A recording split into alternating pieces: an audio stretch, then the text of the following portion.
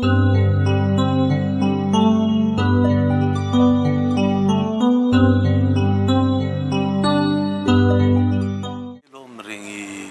fietsiky naheno an'le teny nataon'ny filoham-pirenena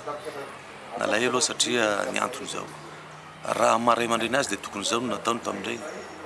hoe maromaroa ny malagasy ny mpanao politika na tsy ny mpanao politika olotsotra mahavita zavatra sahala amin'ireny zay zany ny zavatra nandrasana tamin'iny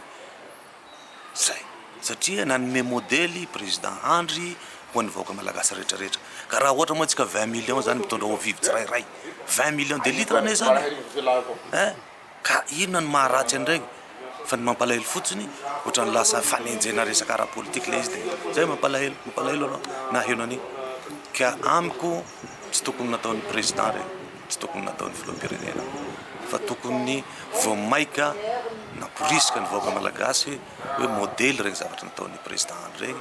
tsika tokony hanao an'ireny tsika citoyen rehetrarehetra hanampy ny avatsika avy atsimo zay zao fahitako azy raha ny filazany dia tsy andefitra izy manoloana ny fisehosehoana amiko aloha za tsy mahita lainga aby regny